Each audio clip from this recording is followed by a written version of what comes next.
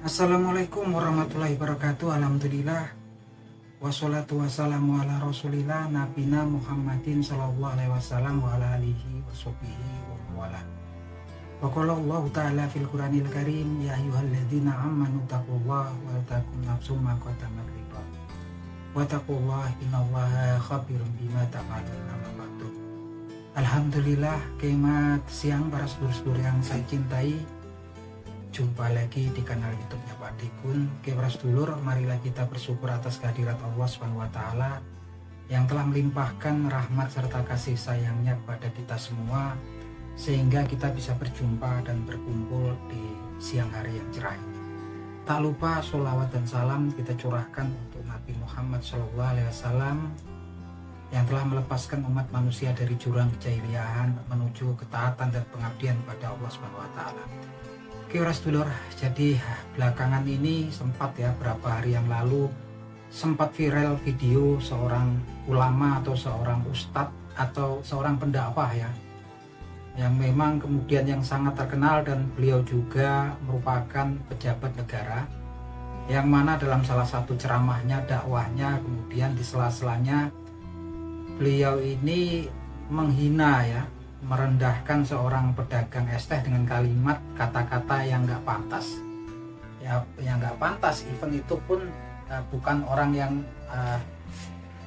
religius pun saya pikir tahu kalau kalimat itu betul-betul menghinakan dan nggak pantas, dan nggak cukup dengan cuman menghina dan kemudian dia dengan teman-temannya itu kan ya, di atas panggung mentertawakan bapak yang berjualan es teh, seorang bapak, seorang hambanya Allah Subhanahu wa Ta'ala yang nggak berdaya dan sedang mencari rezeki dengan usahanya, dengan sebuah usaha yang halal, kemudian dihinakan, ditertawakan oleh orang-orang yang sepertinya mereka memiliki keilmuan ataupun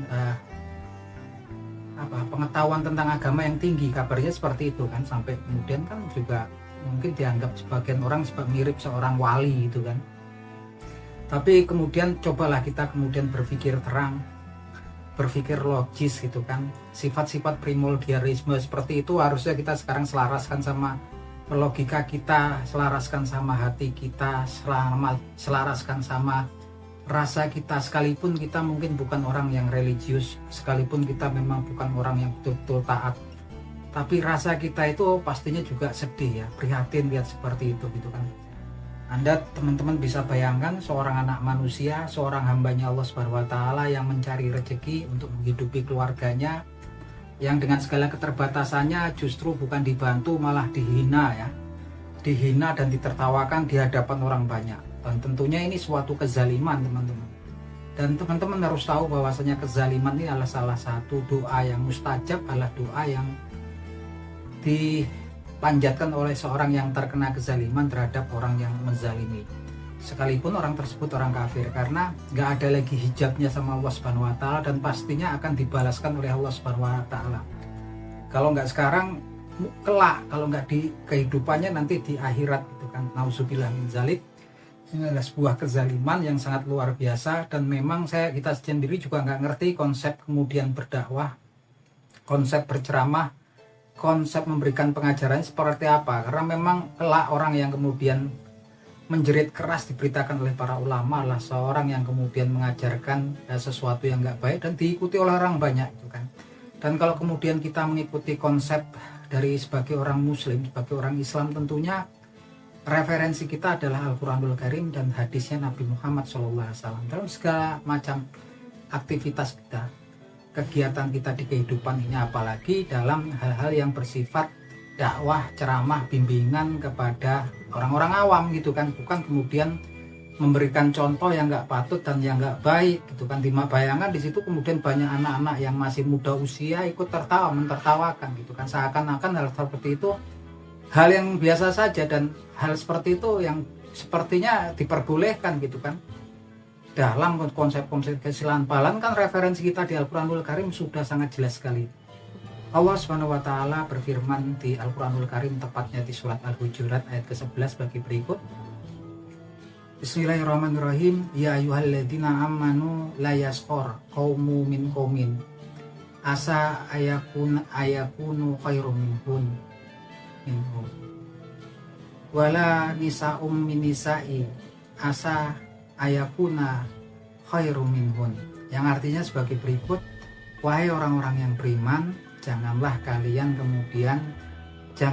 sekelompok kaum dari kalian kemudian menghina kaum yang lain, karena bisa jadi kaum yang dihina tersebut, kaum yang kalian dihina itu kan bahkan lebih baik, lebih mulia di hadapan Allah Subhanahu wa taala daripada kalian gitu kan, daripada kaum yang menghina.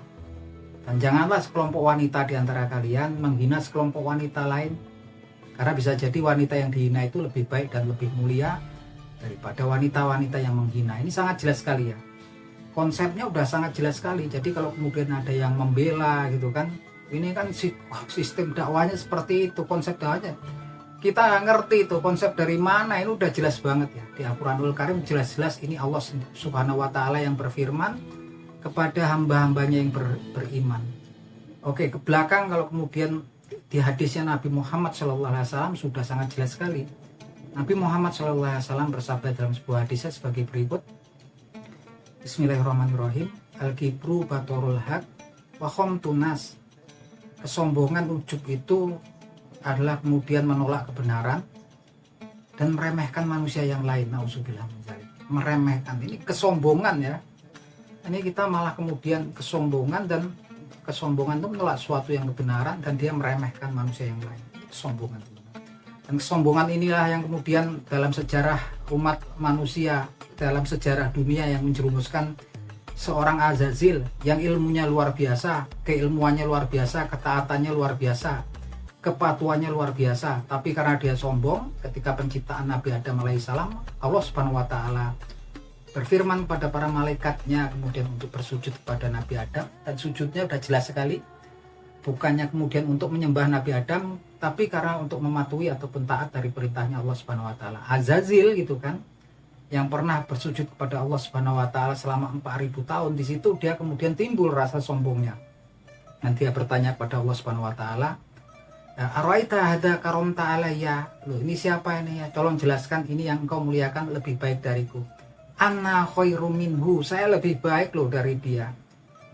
Khalaqtahu min tin khalaqtani min nar, engkau menciptakan dia dari tanah dan kau ciptakan aku dari api. Ini kalimat anna khairum minhu. Jadi teman-teman, jika kemudian kita sekalipun sudah belajar agama tinggi, keilmuan tinggi, tapi kalau kemudian timbul anna khairum minhu, saya lebih baik dari orang-orang ini, hati-hati gitu kan. Justru kemudian di situ tipu daya setan sudah masuk gitu kan.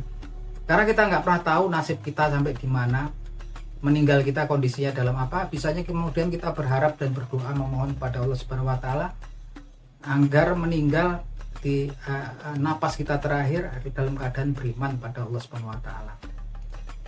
Ini luar biasa sekali memang, tapi memang kemarin akhirnya juga setelah ditegur ya sama atasannya kemudian meminta maaf, karena ini ada jedanya ya, kejadiannya tanggal 20 November kemudian viral tanggal 2, kemudian berapa hari kemudian baru meminta maaf. Kita nggak ngerti, karena memang ketulusan, keikhlasan itu yang tahu hanyalah Allah Subhanahu wa taala dan pelakunya gitu kan.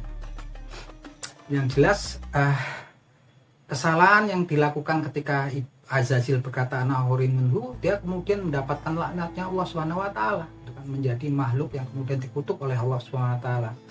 Ini seorang Azazil ya, ilmunya yang sangat tinggi gitu kan, keilmuannya sangat tinggi, kepatuhannya luar biasa, tapi kemudian ketika dia bilang ana khairum minhu, itu berbahaya.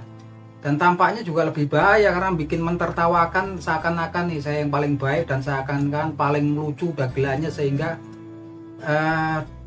dipuji-puji orang. Ini salah satunya lah godaan orang yang kemudian belajar ilmu agama lah, salah satunya ujub sombong, kedua alan riya ya teman-teman. Ini syirik yang samar. Tertawa terbahak-bahak agar kemudian orang memuji mungkin kan, wah itu ustadznya hebat karena lucu bisa bikin tertawa. Ini apa? Jadi kita beribadah, berdakwah, berceramah hanyalah sebetulnya kita melakukan amalan untuk pada Allah Subhanahu wa taala, harapannya bukan kemudian untuk mendapatkan pujian dari orang-orang. Dan semoga kita doakan bahwasanya ustadz tersebut kemudian kalau meminta maaf kepada bapak penjual es teh, semoga dengan ikhlas, tulus, dan kemudian bertaubat pada Allah Subhanahu wa taala dan membuat beliau itu kemudian lebih baik di kemudian hari. Ya kita nggak tahu ya teman-teman, karena memang kalau ketulusan, keikhlasan, ketawadu, kerendahan hati seseorang itu kita nggak tahu. Apapun tampilan di luar orang itu kan kita nggak ngerti. Orang itu selalu tampil dengan coping mekanismenya, selalu tampil ingin dengan seperti apa yang dia inginkan. Tapi dasar hati manusia yang tahu hanyalah orangnya tersebut dan Allah Subhanahu wa taala. Nah, itu aja teman-teman. Akhir kata, wabillahi taufik wal hidayah. Wassalamualaikum warahmatullahi wabarakatuh.